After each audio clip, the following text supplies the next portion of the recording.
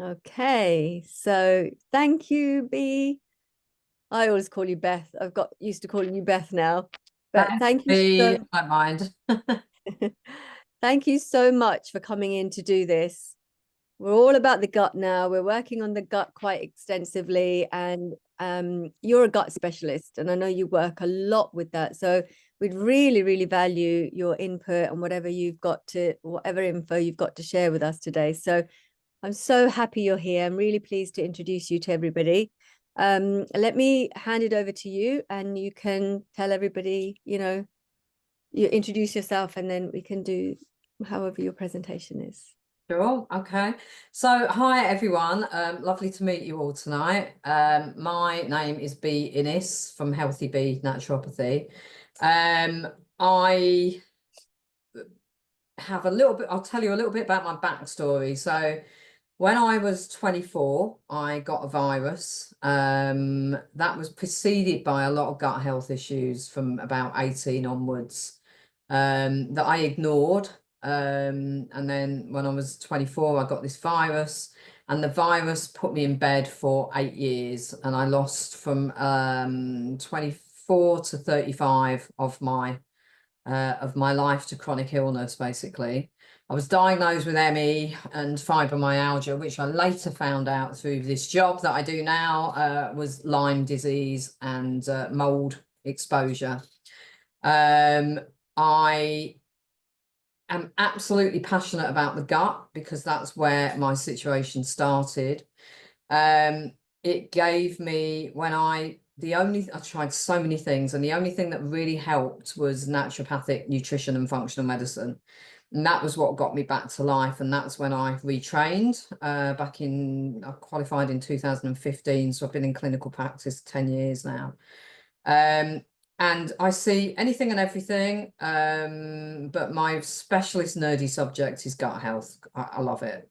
I do a lot of fatigue as well. So yeah, similar to Jay, really working on nutritional changes, lifestyle changes, detoxification techniques, because I'm a naturopath as well. So making sure that, you can get rid of things through your system. And supplements and back with lab testing, functional lab testing. So yeah, very similar to what Jay does, basically. So that's a little bit about me. I think why I love gut health so much is because it influences nearly every aspect of our life. It influences our mood, it influences our energy, our sleep, our metabolism, so our ability to lose weight. It influences food intolerances, it influences our hormones. And I think Jay's focus, obviously, women's health. And so I want to touch a little bit on women's health and hormones. Just out of interest, so that I'm not just talking at you for an hour and boring you all to tears. Do you want to pop in the chat if any of you have got any gut health issues, or if you want to, you don't have to, obviously. Or you can just unmute yourself, actually, because there's not that many of us. I can see somebody typing. Candida and leaky gut, right? Yeah.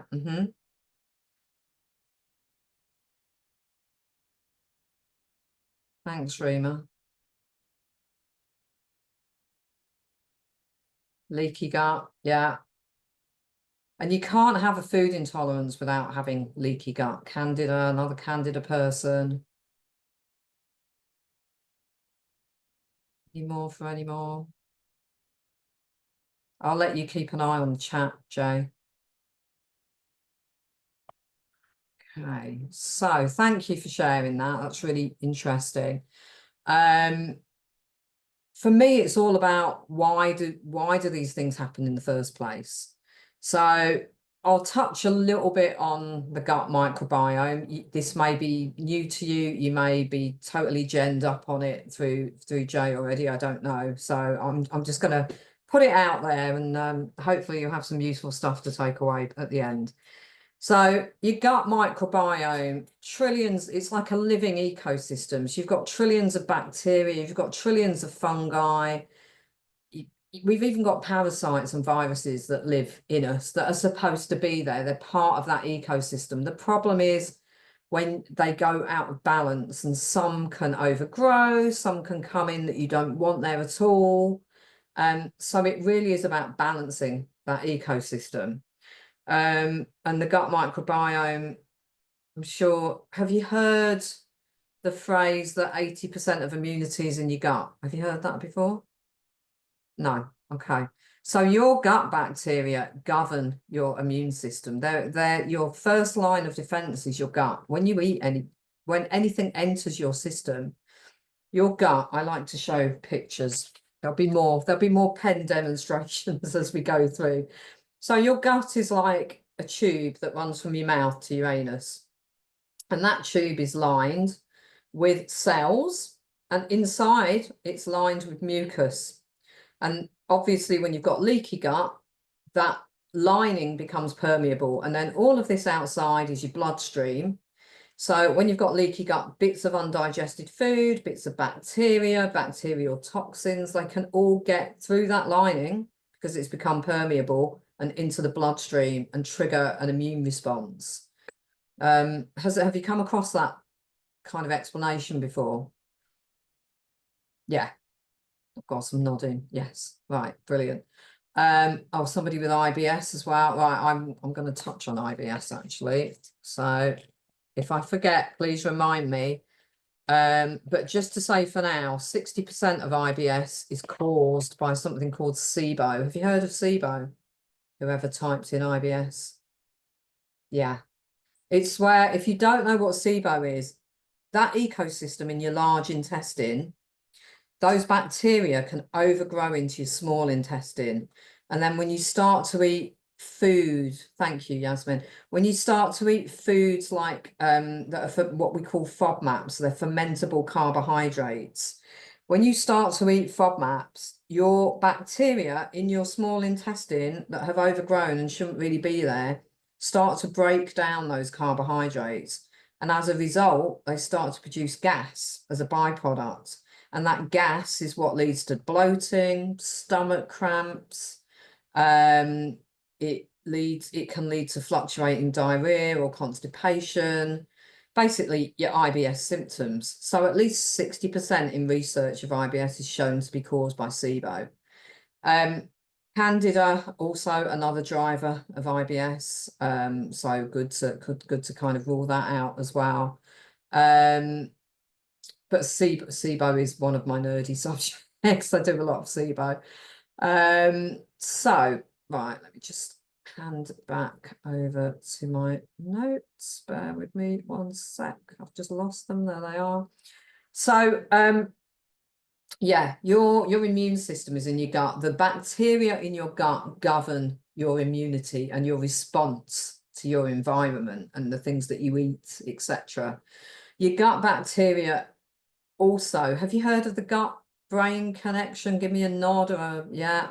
So your gut and your brain are in constant communication. So your brain is part of your central nervous system. Your gut is has its own nervous system. It's called the enteric nervous system, and they're connected by something called the vagus nerve. I'm going to go rogue and just go off my notes, to be honest, because it might be more interesting. Anyone heard of the vagus nerve before? Yes. Anyone not heard of the vagus nerve? I've got no shaking heads. So everyone's saying yes, yes, yes. So the vagus nerve connects your brain to your gut. We call it the wandering nerve. And one of the things it can do, if you imagine this is your tube, and it creates this movement that moves everything down and through the gut. So that movement's called peristalsis, and that movement happens because of the vagus nerve. So your vagus nerve needs to be in really balanced, functioning really well. There's lots of things you can do to support your vagus nerve function. Have you done any vagus nerve work before? No. Okay. So one of the Jay's nodding.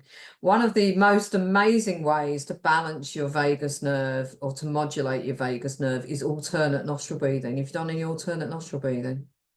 Yes, 3 yeses and a no. So there's loads of videos on YouTube about alternate nostril breathing. We could do a little bit later if we got some time. But basically you can look it up on YouTube. There's loads of videos. And what I suggest people try to do is do it for a couple of minutes every hour. Now, most people go, oh, there's no way I can do that. So my next kind of compromise is every time you go for a pee, stay on the toilet for an extra couple of minutes and do your alternate nostril breathing. Nobody's going to miss you for an extra couple of minutes. Okay, yeah, thanks, Jay. So yeah, alternate nostril breathing is a great way to support you to switch into your what we call the parasympathetic rest and digest system.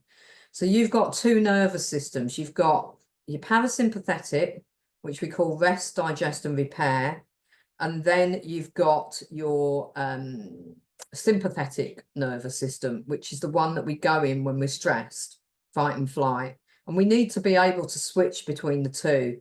But in this modern world, we tend to get stuck in fight and flight and freeze because we're under chronic stress all the time. We're running around like headless chickens. As women, we might be juggling family, work, you know, whatever, multiple things at the same time. And then, you know, life is stressful. We have stresses in life and we can't avoid those. And the high-tech world that we live in, where things come shooting at you, messages on your phone, emails, WhatsApps, there's just so much that comes at us nowadays. We're constantly like, you know, reachable, aren't we? So it can be hard to switch off, and all of that can affect your digestion. So in order for you to have great digestion, we need you in that parasympathetic rest and digest state. That's why we call it rest and digest.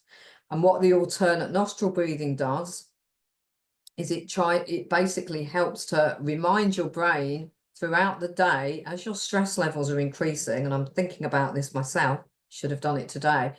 As your stress levels are increasing, you don't want to get to the end of the day here and then do a nice meditation, because you've got to get all the way back down here. What you want to do is keep knocking your stress levels down throughout the day. And that's why I suggest regular breathing techniques throughout the day, and definitely before every meal, because it can, at least 2 minutes before every meal, it can really help you to get into that rest and digest state. Some other basics, which Jay may have already covered with you, so I apologize if she has, but chewing. Who chews their food until it's liquid in your mouth? Give me a give me a hand up if you chew your food until it's liquid. No, nobody. Guys, you should be doing that.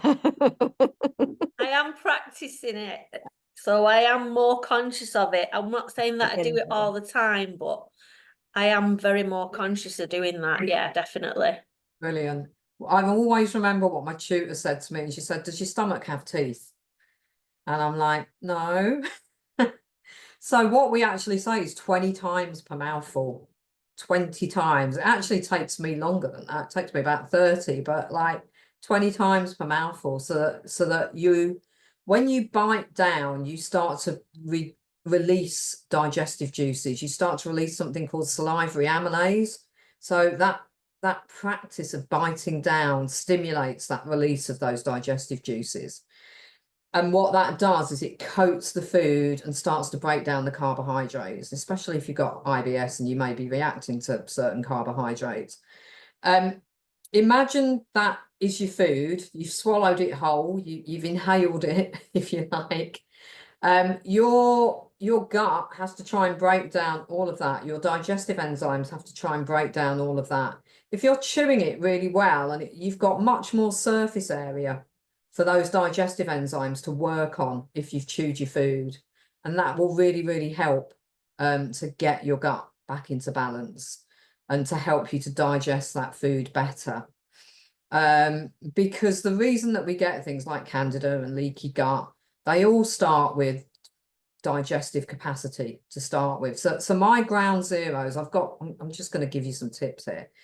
So my ground zeros are making sure you're in rest and digest state. I told you I was going to go rogue. Making sure that you, so maybe trying the breathing for at least 2 minutes before every meal. Making sure that you're chewing. Just give me a shout. What do you do when you're eating? What are you doing when you're eating? Like I'll walk around the room if you like, so that I'm not, like I say, it's a bit more interactive. Tina. It varies. So sometimes it's on the go, sometimes I'm working, trying to sit at the table and concentrate. And when I do that, I eat a lot less, but most of the time it's moving from one thing to another.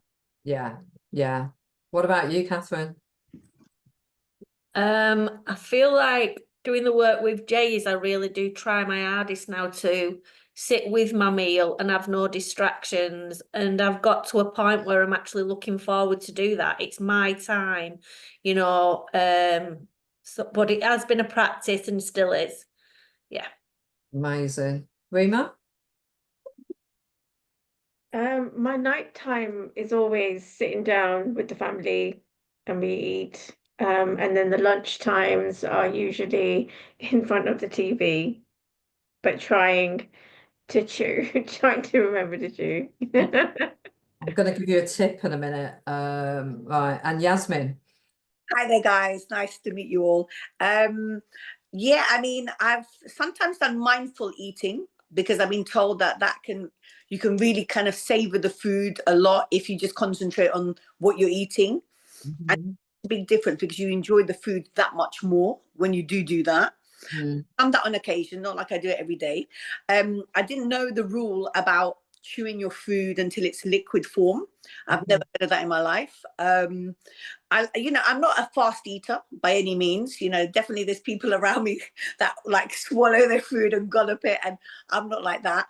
But yeah, I mean, I kind of chew, but up to a certain point, I suppose, until it gets to little bits. And at that point, like most people, I think, then you kind of swallow, but not up to the point of like liquid. So I don't know, like obviously maybe my jaw will be hurting that by that point, but I'm happy to try it. 20 times per mouthful, that's what we recommend.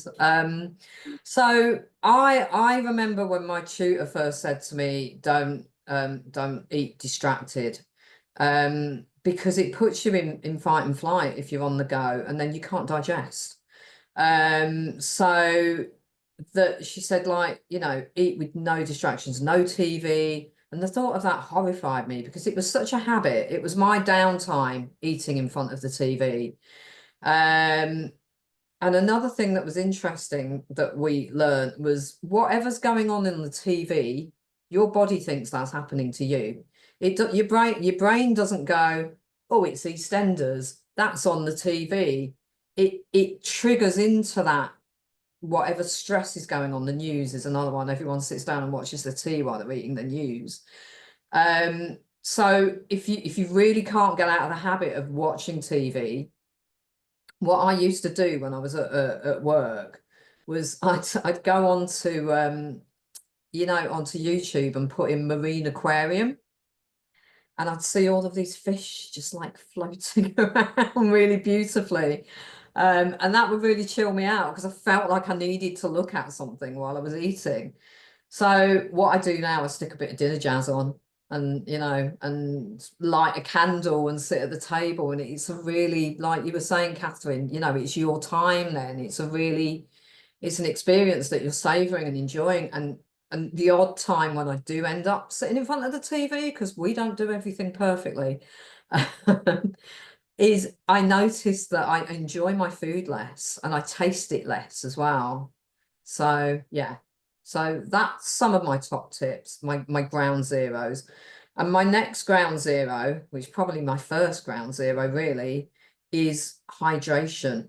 So your body needs water to produce digestive juices. It needs water to produce stomach acid. does everyone drink 2 litres of water a day? I've got 2 nods, sort of. Approximately. Right, let me show you a diagram. Here's one I made earlier, actually. It looks a mess, but I'm going to show you it anyway. So you've got around 30 to 40 trillion cells. Each one of those cells wants to be about 70 to 80% water. Now, your cells communicate via this cell membrane. I'm going to draw some extra bits on the cell membrane. I've done the faces the wrong way round as well.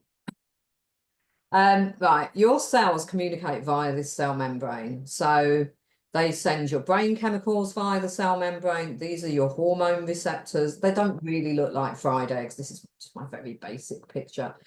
So this cell membrane is how nutrients get into the cell. It's how waste comes out of the cell. I'm trying to draw backwards in a camera. So this cell membrane needs to be working beautifully for your hormones to work, for your nutrients to get into the cell, for your brain chemicals to communicate from cell to cell, your feel-good chemicals, for waste to get out of the cell. When you start to get a build-up of waste, then you start to get inflammation and toxicity. You lose 2 litres of water every single day before you've done even anything, really. Now, if you're not replacing that water, I know everybody starts drinking water when I start talking about this. If you're not replacing that water, that is going to cause your cells to produce cholesterol to try and keep that water in the cell to prevent it from dying. And can you see what this cholesterol's done? It's hardened that cell membrane.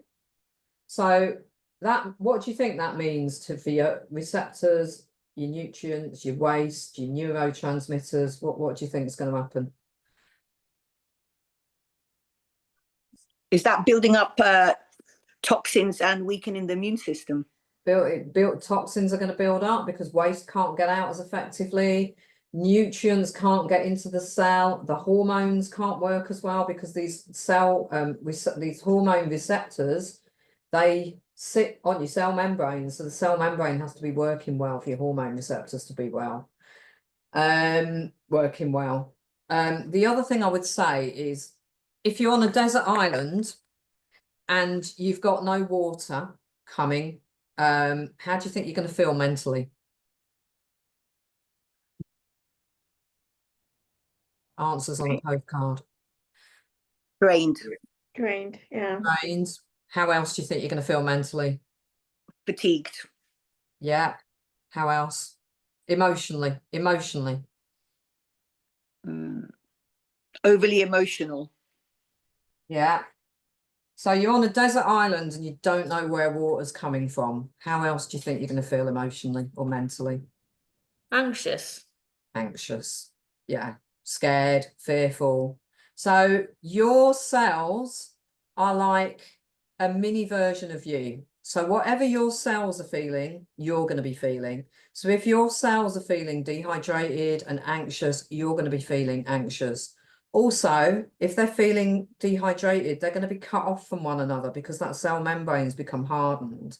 When they cut off from one another, they can start to feel isolated, like your brain chemicals aren't working as well. That can cause things like you can start to feel isolated and cut off emotionally.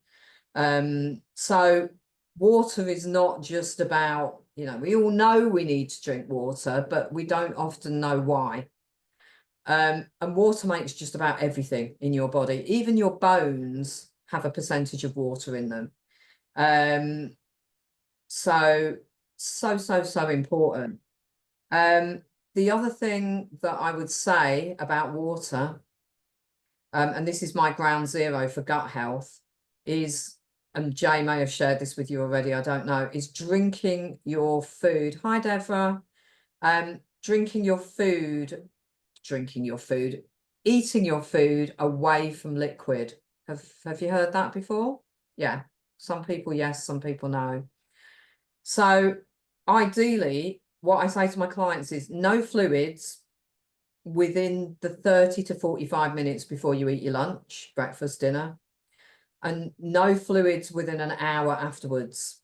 if your digestion's really bad, you might even say 2 hours afterwards.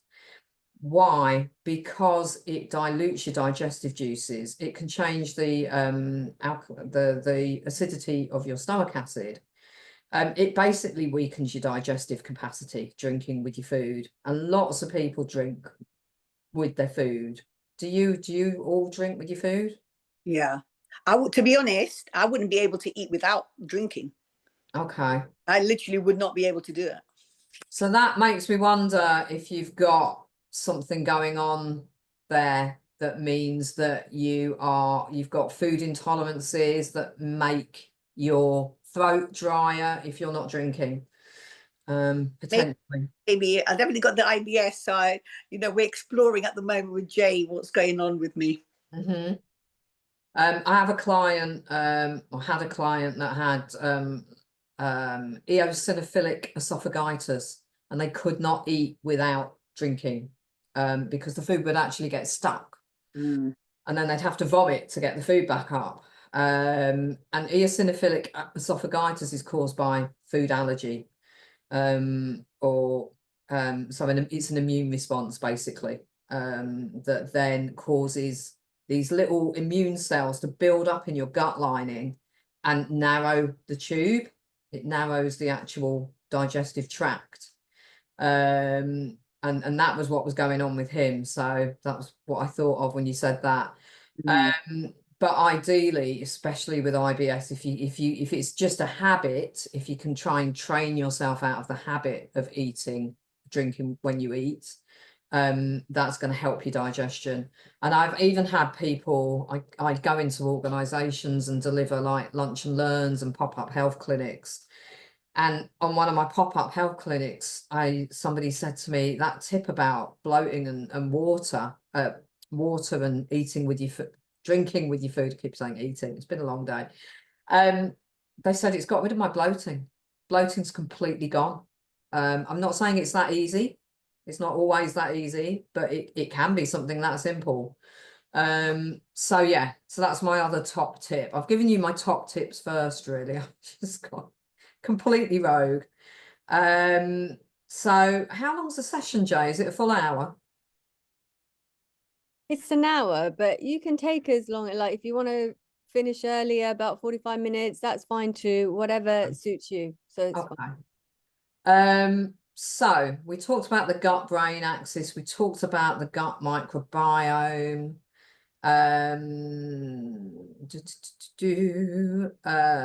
Let's talk about the gut hormone axis. So has anyone heard of a phrase called the estrobolome? No. You heard of the microbiome, right? Yeah. So there is a certain portion of your microbiome called the estrobolome that basically dictates how well we detoxify our hormones. Is anyone perimenopausal at the moment or menopausal? Yeah. Perimenopause. Yeah. So let's say that the bacteria in your large intestine are out of balance. This pen's really useful to know. I did this at my lunch and learn the other day, and I totally wrecked my pen. It just went all over the floor. I couldn't put it back together again. So basically, you've got all of this bacteria floating around in your system. Now, when you've used your estrogen and when it's done what it needs to do, your body should be able to detoxify that. Now, I see people that are estrogen dominant. So symptoms of estrogen dominance, it could be PMS. We know about estrogen dominant cancers like HPV can be estrogen dominant. Endometriosis, estrogen is basically there's too much estrogen flowing around in your system. But why is it flowing around in your system? So if your gut bacteria is out of balance, what happens is you may have an overgrowth of certain bacteria that when you're trying to get estrogen out of your system, this is where I'm going to wreck another pen. What your gut this is estrogen in this hand. This is your system puts something on to the estrogen to help it get out of the system. So it attaches something to your estrogen to get it out of the system safely. And then that's great. so any spent estrogen has gone. Now, if you've got an overgrowth of certain gut bacteria, what they do very sneakily is come along and take this thing away that your body has put on to safely get the estrogen out of the system. So the estrogen can't get out of the system now because the gut bacteria have removed this thing that is attached to get it out. And your estrogen just circulates round and round and round. And that's how you start to get symptoms of estrogen dominance. So anything hormonal, completely related to gut health. Your hormones and your gut health are completely related. Another thing that happens when you're perimenopausal or menopausal that can happen is you can become intolerant to histamine foods as well. So foods containing histamines. So that can be things like caffeine. It can be things like red wine. Sorry, ladies. Red wine, caffeine, they can really worsen things like flushing because they're high in histamine.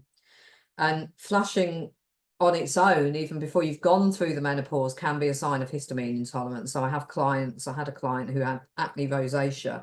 So when you get this like red butterfly rash here on your cheeks, and she had histamine intolerance, which was being caused by mold exposure. And we took all the histamines out of her diet, her skin calmed down. We worked on her gut health. She had SIBO, she had parasites as well. Her gut health got back into balance. Again, that helped the skin calm down. She also had thyroid issues. She had the whole shebang. And her thyroid came back into balance as well from working on the gut health. Because when you go through perimenopause, menopause, you're more at risk of thyroid issues, which means it's harder to lose weight. You're more at risk of insulin resistance as well, which means it's harder to lose weight. We get a tough time, don't we? And then and you're more at risk of things like histamine intolerance. So if you are having hot flushes, I would say look at your gut health, because if you have got histamine intolerance, usually in your small intestine, you've got digestive enzymes that help you to break down histamine in food. But if you've got gut issues, what can happen is, if you think of your small intestine like it's got these finger-like projections called microvilli, and all these finger-like projections, they produce enzymes. And some of the enzymes that they produce are to break down histamine. Things like Candida, things like SIBO, they can start to cause inflammation in the small intestine from the toxins that these bacteria give off, and they can damage these microvilli. So it's not irreparable, but what it can do is it can start to affect your ability to break down your histamines. So again, you become more sensitive to histamines when you're going through the menopause, but if you get your gut back into balance, take the histamines out of your diet, it can help your menopause symptoms as well. Yeah, what else did I want to say? Please fire any questions at me while I'm looking at my notes, because I have gone completely rogue and off track of what. Sorry there. Could you explain again what SIBO stands for? Yeah, it's small intestinal bacterial overgrowth. So SIBO.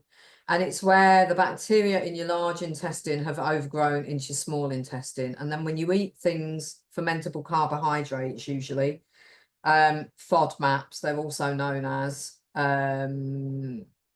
your bacteria in your small intestine will start to break them down and produce gas as a byproduct. And it's the gas that they produce that can lead to bloating. So these certain foods that have been told about, like onions, garlic, which, to be honest, them because they're the basis of a lot of cooking. Yes. I mean, what's the solution? To not eat them, or to just minimize eating them? The solution is to sort out the SIBO. Okay. So the solution's always to sort out, well, what's caused the problem in the first place. Hmm. So if you've got, you can do tests for SIBO. I do breath tests with my clients. And then I guide them. You can get these tests on the NHS, but the gastros don't always do 3-hour tests. In my world, it needs to be a 3-hour test. Often they do 2 hours. I don't know how often they calibrate their machines to ensure accuracy of results, because those machines need regularly recalibrating. The labs that I use do. And also they don't give people the right prep instructions. So there's a prep test that you need to do, a prep diet that you need to do, and certain foods that you need to avoid to not end up with a false positive. So they don't usually tell you any of that. Also, it's a long process, isn't it, to actually get yourself an appointment with a gastro. It can take months and months. Yeah, exactly. Take up to a year at the moment. Mm. So, and if you go to a doctor and say, I want a SIBO test, they'll look at you blankly. Most doctors do not know what SIBO is.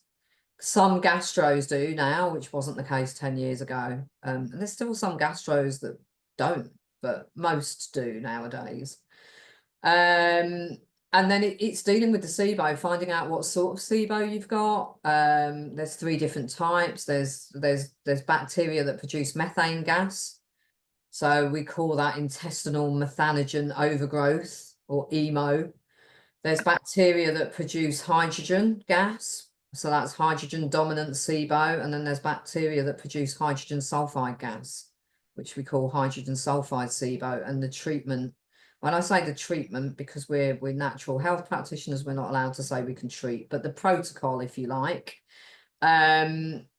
there's a different protocol for each type, so it's quite important to know what type of SIBO you've got as well. And then we get those bacteria down through herbs. Herbs can be used as antimicrobials, but also we look at what's caused it in the first place. That's one really important thing that I do with my clients. You know, I've got a questionnaire called What Caused My SIBO? And we look at digestive capacity, we look at autoimmunity, we look at medications. PPIs can be a real risk factor for SIBO, and most people I see are on PPIs and they've been on them for years. So if you don't know what a PPI is, it's basically like an acid blocking medication. So things like omeprazole, lansoprazole are PPIs. And when I say that, I don't suggest that you just stop your PPI, because you can get rebound symptoms. So you need, if you're on a PPI and you want to wean yourself off, you need to do it slowly with your GP's advice and input. But yeah, that's basically SIBO. Any other questions?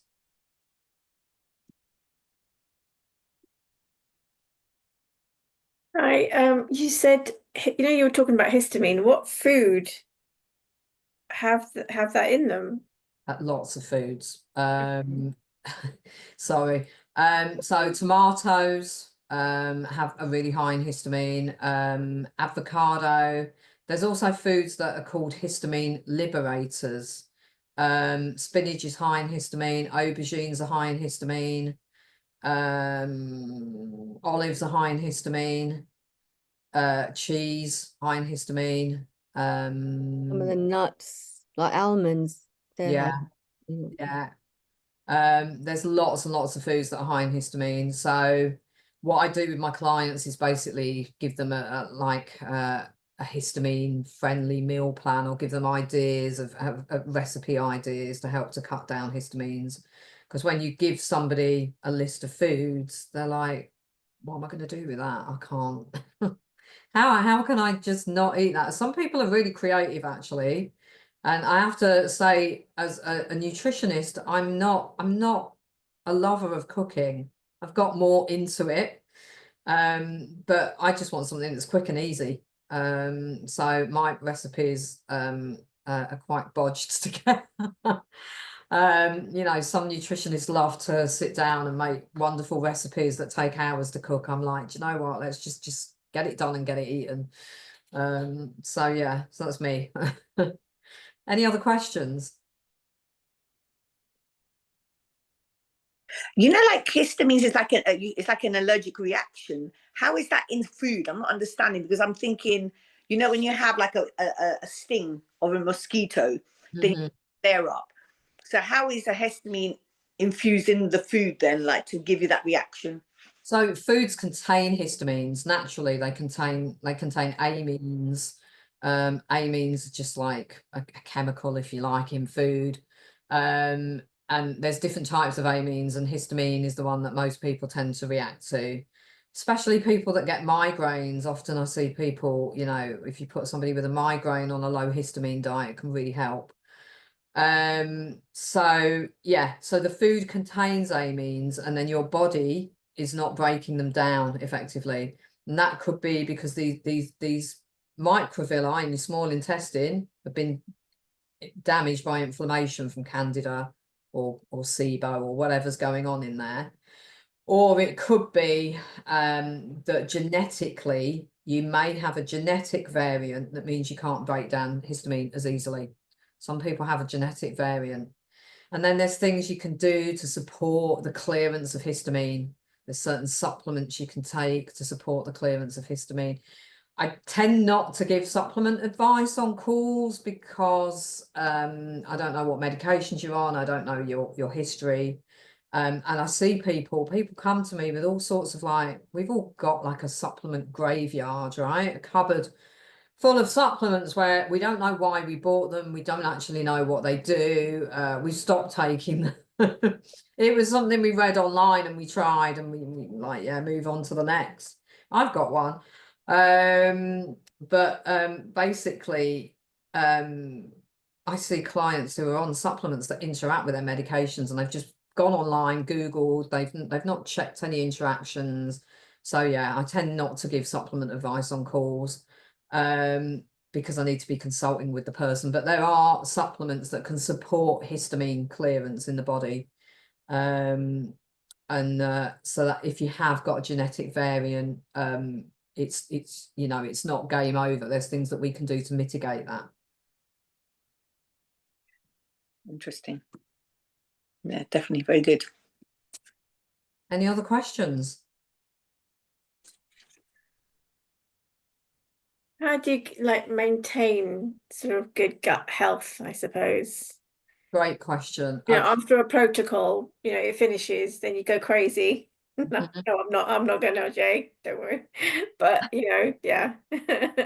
Great question. So in order to, there's a few things here. So in order to, for your gut bacteria to be happy in your large intestine and to be in balance, you need fiber. And by fiber, I don't mean bran flakes. I mean vegetables, basically. So as many different coloured vegetables. Have you heard the phrase eat the rainbow? Yeah. So you want one from every colour of the rainbow every day, at least one. And you know, I had a client who really got into this, and she was like, she really felt excited when she was in the supermarket about filling her trolley with colour, you know. And it became a bit of a game, like, how many colours can I get on my plate today? So your gut bacteria, they want diversity. So again, I see clients, I eat the same veg every day. Well, that's not going to give you the diversity that your gut bacteria need. If you want diversity, you want colour. I say to clients, actually aim for 9 portions of vegetables a day. Now, most people I see aren't even on 5. So to get you to 5, I start people by saying, let's get you to 5. And here's some ideas of how to do it. Then when they're good with 5, we get them to 7, and they're doing 7 consistently. When they're good with 7, and we get them to 9. If you suddenly go from eating no vegetables to eating 9 portions of vegetables a day, your gut's going to have a field day and get quite unhappy because it's not used to that amount of fibre. Now, for you, Yasmin, I would suggest, if you're going to increase your vegetable intake, make sure it's low FODMAP. And that will help to reduce those symptoms of the FODMAP diet. When you ask me, you know, do you just stay on that diet forever? No, absolutely not. The whole point of these diets is we deal with the underlying issue, and then we start to reintroduce foods. And we do that, hopefully, in a considered way where we don't go mad. And I always say to people, introduce one food at a time, do it for 3 days on the trot, and your body will tell you after 3 days whether or not you're reacting to it. And then you go on to the next food and so on. I've got a particular way that I reintroduce FODMAP foods with my clients. And so, yeah, basically, in the meantime, what the FODMAP diet does, and often it's not even strict enough for a lot of clients. I have a SIBO biphasic diet sheet that I give to my clients, and I sell it online for like £10. And it helps to reduce the symptoms. It doesn't get rid of the SIBO, but it helps to reduce the symptoms because you're not feeding the bacteria. So to stay on that diet forever is going to potentially make your condition even worse. And I've seen people that have been on restricted diets for years and years and years, and I was one of them. And like I say, your gut bacteria, they want diversity and they want colour. So yeah, and that diet can also be quite animal produce heavy, which again then can cause your bacteria to go, certain bacteria to overgrow as well when you're really animal produce heavy. So there's lots of kind of like negotiating the diets, and there's different diets for SIBO with different types of bacteria. So one low FODMAP diet for a certain type of SIBO might be unhelpful. You might need more fibre if you've got methane SIBO. So it's all a bit of a balancing act, like a fine kind of art to it. But yeah, colour, fibre, variety. It's really tricky with the FODMAP when if you have vegetarian clients, or even you know, they don't even have to be vegetarian, because otherwise you'll just end up eating meat all the time. So even with clients who have a lot of meat, we don't want them to have meat all the time. We want them to have vegetarian options, but then the protein becomes non-existent and it's just vegetables, which is not sustainable. So I'm going to give you a tip. I'm going to give you 2 tips actually. One of them is tin lentils. Unless you've got a histamine intolerance, tin lentils seem to be better tolerated. And the dry ones. And you rinse the soak water off really well. The other thing is that you can soak your lentils or your pulses, and this is in my SIBO biphasic handout that I give people. You soak your lentils or pulses. I think for lentils it's lemon juice, so you put a bit of lemon juice or lime juice in there and it helps to break it down, or apple cider vinegar. With pulses, you can put sodium bicarb, like 1/4 teaspoon of sodium bicarb in with the soak water. And then you rinse it, you soak it for 8 to 12 hours, rinse off the soak water, and then you slow cook it. They are even more digestible if you sprout them. So if you sprout your pulses, you're more likely to be able to tolerate them. You can get sprouted mung beans and broccoli sprouts are really, really good for helping you to detoxify your hormones. So if you have got symptoms of estrogen dominance, they will help with that liver detox pathway that helps to get rid of those hormones. And there's loads of things online about sprouting. I'm sure Jay could do a session on sprouting. They've done sprouting before. Some of the ladies. Yeah. Have you heard of seaweed, like putting seaweed into it while it's soaking? Kombu, yeah, kombu. and you can cook it with the seaweed as well. Yeah, that works quite well as well. Okay, good. And then just trying to keep it to a low quantity. If you've got IBS particularly, you know, you want to be aiming for about 1/4 cup of pulses. If you go over that, it's likely to bloat you out until you've dealt with the underlying cause. Okay, so a quick question, sorry. So some pulses bloat you? Usually with IBS, most pulses bloat people. Okay. Because so you're going to have to see how that is for you. That might not be your experience, but a lot of people say to me, can't eat chickpeas, I can't eat pulses. I look 6 months pregnant when I eat those. Right. Yeah. There's definitely certain, I was speaking to Jay about this, there's certain foods, I think when I eat a pizza, and I don't know whether it's the gluten or something within that food, that all of a sudden my stomach's just expanding. I'm out and I'm like, oh my God, what's going on here? So yeah, I still need to experiment and to find out what is going on really. All of my gut health clients, I take them off gluten, dairy, and sugar. We might do it in stages, but yeah. And if you've got leaky gut, gluten will poke holes through that gut lining. So yeah, it's one of the big ones, gluten, dairy, and sugar. And when I say to clients, take out gluten, they don't head for the free from aisles in the supermarkets, because the free from aisles in the supermarkets are full of hidden sugars and often over sugars as well. And if you've got candida, it's gonna feed the candida. Any other questions? Catherine? So you know, when like after or towards the end of a protocol, when you're introducing food, is it okay to just say you have a bit of a reaction from something? Is it okay to just try it again, just to make sure it is that certain food, that it's not kind of happy in your body kind of thing? Do you know what I mean? Yeah, I'd wait for the reaction to die down. Give it Yeah, give it at least 3 days, and then you could try again, just to see. Don't change anything else. Yeah. So, you know, sometimes clients do go mad, and I've done it myself in the past. Mm. Right, that's over. Let's eat everything in one go. Mm. Then you don't know what you're reacting to. Yeah. And the same if you're introducing the supplement. I say, look, change nothing. Just introduce the supplement one at a time if you're reactive to supplements. Some clients can take supplements and absolutely fine. Others will react. So if they're reactive, they don't know whether they've reacted to the food or the supplement. And again, if you do have a lot of reactions, really calming down your nervous system, which I know Jay works with you on that, is so important.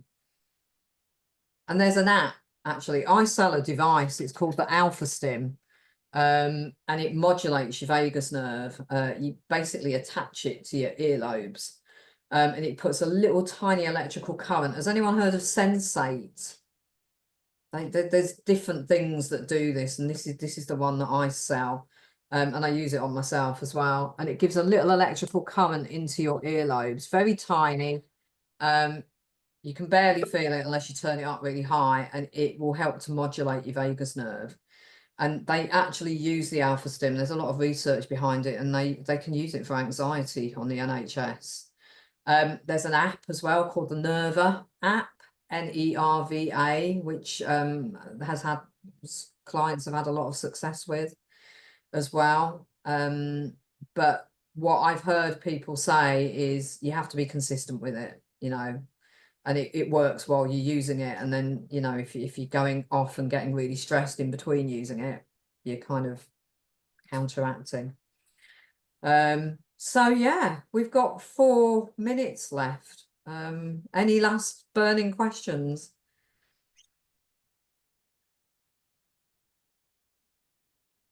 No. Thank you so much, Beth. That was so good. Really, really good. Really informative. Gave us loads of tips, and I'm sure it's been of like immense value to everybody. Good. I learned, I mean, we all keep learning all the time, right? And I learned loads as well. Good. That's what I like to hear. Shall I put my details in the chat or anything? Yeah, please do. Put it in the chat, and then I can send it to everybody as well if they didn't get it. But if they've got it, that's great. So if they want to reach out to you and whatever it is.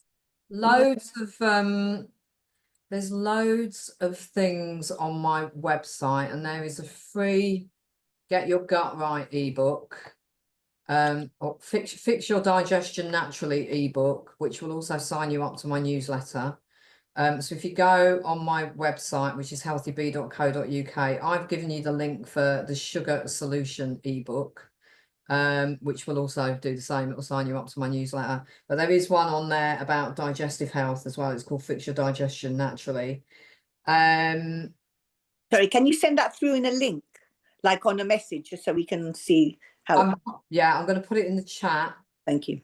And then I've given my link. If any of you work in organisations where you think they might benefit from some interactive lunch and learns or some pop-up health clinics, I've put my link there. I offer organisations a free 30-minute workplace wellbeing review where we look at what do you offer at the moment, what are you missing. It's like a bit like a SWOT analysis, if you like. And then I come up with recommendations as to what might be useful for that company. So I've put that in there as well. And then if anyone is interested in working with me, there's details on my website. I'm not going to put that link in there because you're working with Jay at the moment. But if there's anything that you're not doing with Jay and you do want to come and find me, I offer a free 30-minute chat. But obviously you're Jay's client, so and Jay does something very similar to what I do, basically.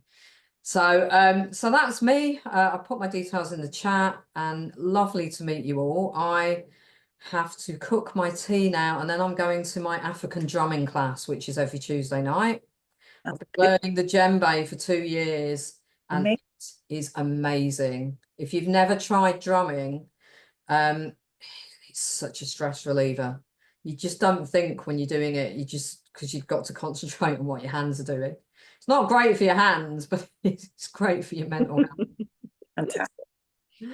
So lovely to see you all, and I will take my leave. But yeah, hopefully see you all again soon. Thank you so much. Really appreciate your time there. Bye. Bye, everybody. Bye. Bye. Bye. Yeah, thanks a lot, everyone. You're welcome. Bye.